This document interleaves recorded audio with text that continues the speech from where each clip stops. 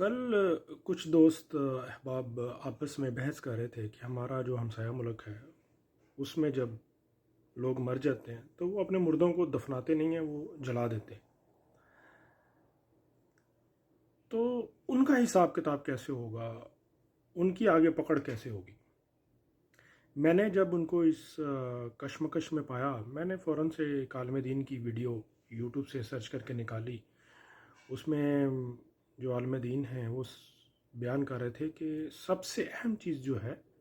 وہ جس انسان کے جسم کے اندر کی روح ہے۔ اب مسلمان جو ہیں مرنے کے بعد میتوں کو دفنا دیتے، ساتھ والے ملک میں جو ہندو ہیں وہ جلا دیتے۔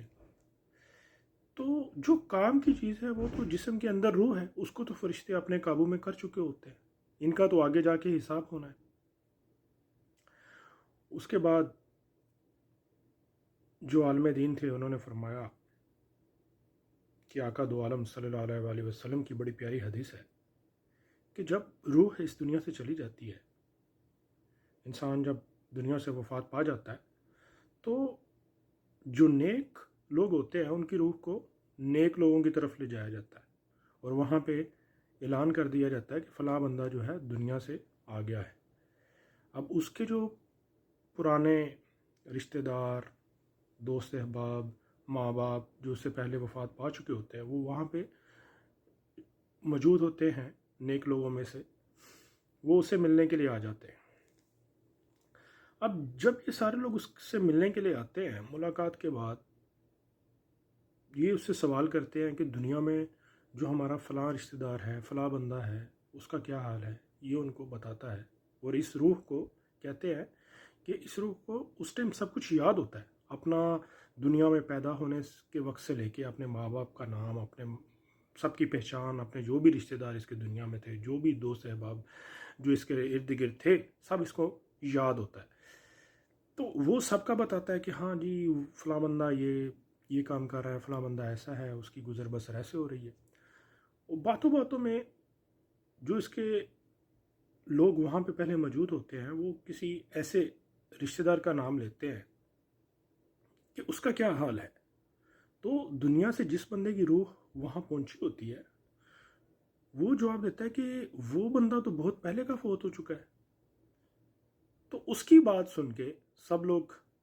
افسردہ ہو جاتے ہیں، انہیں پتہ چل جاتا ہے کہ اگر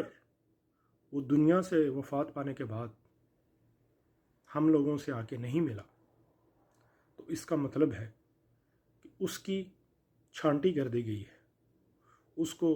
دوسری سائڈ پہ بھیج دیا گیا ہے جہاں پہ برے لوگ ہیں۔ تو آخر میں اپنے ناظرین کو ایک ریسرچ کا حوالہ دوں گا۔ کچھ دن پہلے ایک ریسرچ پڑھ رہا تھا، اس میں لکھا تھا کہ پاکستان میں روزانہ کی بنیاد پہ سینکڑوں نہیں لاکھوں لوگ جو ہے غیر اخلاقی ویب سائٹ کو اپروچ کرتے ہیں، انہیں دیکھتے ہیں۔ دوستو ایسا نہ ہو کہ ہماری ان غلطیوں کی وجہ سے آگے جا کے ہمارے لیے مشکل ہو۔ تصور کریں اگر فرشتے انہی کاموں کی وجہ سے ہمیں اپنے نیک لوگوں کی طرف لے جانے کی بجائے برے لوگوں کی طرف لے جائیں تو اس ٹائم ہماری کیا حالت ہوگی۔ اور آج کی اس ویڈیو کو دیکھنے کے بعد اور جو حدیث مبارکہ صلی اللہ علیہ وسلم بیان کی ہے اس کو سننے کے بعد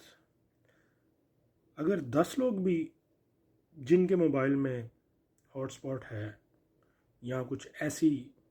ایپس ہیں جہاں پہ غیر اخلاقی ویڈیوز ہیں یا کوئی ایسے لنکس ہیں کہ جن کو اوپن کر کے غیر اخلاقی ویڈیوز کو اپروچ کیا جا سکتا ہے، تو ان سے گزارش کروں گا کہ ایسی ایپس کو، ایسے ہاٹ سپاٹ کو نکال کے فوراً باہر ماریں۔ موبائل سے نکال کے باہر مارنے کا مقصد ہے کہ اس کو فوراً سے ڈیلیٹ کریں، اور اگر 10 بندوں نے بھی ایسا کر لیا تو میں سمجھوں گا کہ میری آج کی اس ویڈیو کا مقصد پورا ہوا۔ اپنا بہت سارا خیال رکھیے گا، دعاؤں میں یاد رکھیے گا۔ اللہ حافظ۔